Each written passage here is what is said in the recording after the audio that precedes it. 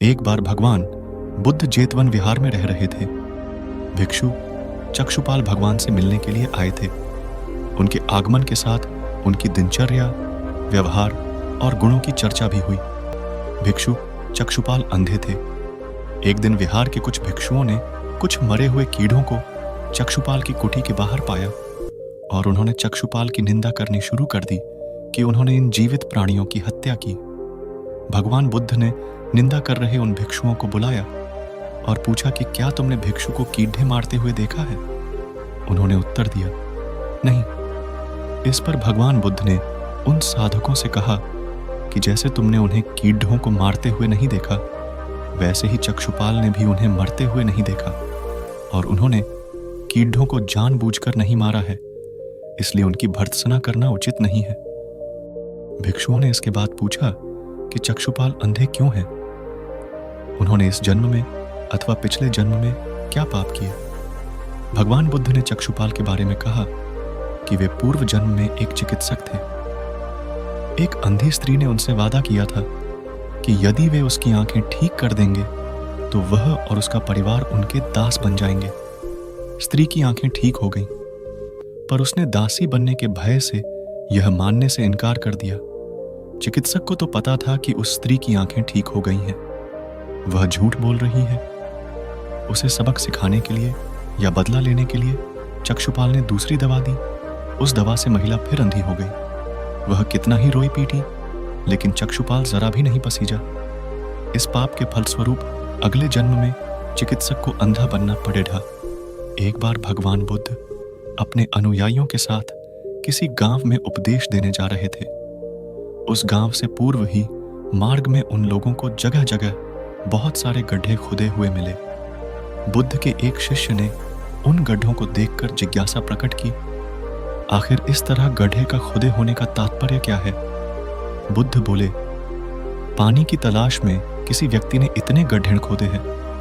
यदि वह धैर्यपूर्वक एक ही स्थान पर गड्ढे खोदता तो उसे पानी अवश्य मिल जाता, पर वह थोड़ी देर गड्ढा खोदता और पानी न मिलने पर दूसरा गड्ढा खोदना शुरू कर देता। व्यक्ति को परिश्रम करने के साथ धैर्य भी रखना चाहिए। प्रेरक कहानी 3। अमृत की खेती। एक बार भगवान बुद्ध भिक्षा के लिए एक किसान के यहाँ पहुंचे। तथागत को भिक्षा के लिए आया देखकर किसान उपेक्षा से बोला, श्रमण, मैं हल जोतता हूं और तब खाता हूं। तुम्हें भी हल जोतना और बीज बोना चाहिए और तब खाना खाना चाहिए। बुद्ध ने कहा, महाराज, मैं भी खेती ही करता हूं। इस पर किसान को जिज्ञासा हुई और वह बोला, मैं ना तो तुम्हारे पास हल देखता हूं, ना बैल और ना ही खेती का स्थल। तब आप कैसे कहते हैं कि आप भी खेती ही करते हो? आप कृपया अपनी खेती के संबंध में समझाइए। बुद्ध ने कहा, महाराज, मेरे पास श्रद्धा का बीज। प्रेरक कहानी 4। दान की महिमा।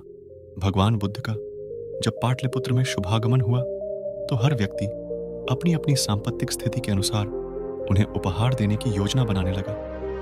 राजा बिंबिसार ने भी कीमती हीरे, मोती और रत्न उन्हें पेश किए। बुद्ध देव ने सबको एक हाथ से सहर्ष स्वीकार किया। इसके बाद मंत्रियों, सेठों, साहूकारों ने अपने अपने उपहार उन्हें अर्पित किए और बुद्ध देव ने उन सबको एक हाथ से स्वीकार कर लिया।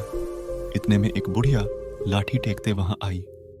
बुद्ध देव को प्रणाम कर वह बोली, भगवान, जिस समय आपके आने का समाचार मुझे मिला उस समय मैं यह अनार खा रही थी। मेरे पास कोई दूसरी चीज न होने के कारण मैं इस अधखाए फल को ही ले आई हूं। यदि आप मेरी इस तुच्छ भेंट स्वीकार करें तो मैं अहोभाग्य समझूंगी। भगवान बुद्ध ने दोनों हाथ सामने कर वह फल ग्रहण किया। राजा बिंबिसार ने जब यह देखा तो उन्होंने बुद्धदेव से कहा, भगवान, क्षमा करें, एक प्रश्न पूछना चाहता हूं। हम सब ने आपको कीमती और बड़े बड़े उपहार दिए जिन्हें आपने एक हाथ से ग्रहण किया, लेकिन इस बुढ़िया द्वारा दिए गए छोटे एवं जूठे फल को आपने दोनों हाथों से ग्रहण किया, ऐसा क्यों? यह सुन बुद्धदेव मुस्कुराए और बोले, राजन, आप सबने अवश्य बहुमूल्य उपहार दिए हैं, किंतु यह सब आपकी संपत्ति का 10वां हिस्सा भी नहीं है।